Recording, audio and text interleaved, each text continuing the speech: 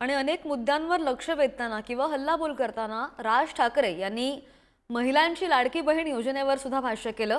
लाडकी बहीण योजनेचं काय झालं? काही नाही, बंद होणार ती योजना निवडणुकीच्या वेळेस सांगत होतो, पण माझं खरं सांगून तुम्हाला पटलं नाही असं सुद्धा राज ठाकरे यांनी म्हटलंय। कित्येक गोष्टी आहेत ज्या विधानसभेमध्ये बोलल्या जाऊ नयेत। लाडकी बहीणचं काय झालं? बंद होणार ती योजना। मी निवडणुकीच्या वेळेला सांगत होतो, पण माझं खरं सांगून तुम्हाला पटलं नाही, त्यांचं खोटं सांगून पटलं। काय कमाल आहे। ज्या महत्त्वाचे जे विषय आहेत या सगळ्या महत्त्वाच्या विषयांकडे आपण दुर्लक्ष करायचं आणि दुर्लक्ष करून आम्ही कुठे भरकटायचं, कुठे चालले आमचा विधानसभेमध्ये चर्चा कशावरती? औरंगजेबावर।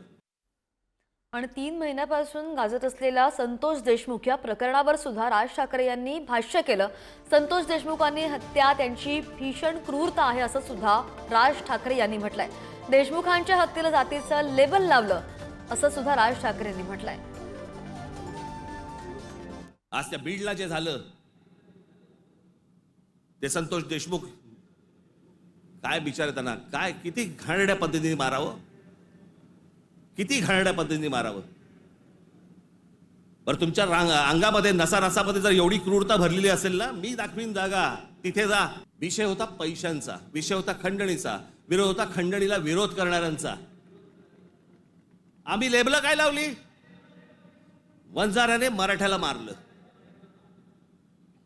त्याच्यात वंजाऱ्यांचा काय संबंध आणि मराठ्यांचा काय संबंध? कशात गुंतून पडतोय आपण?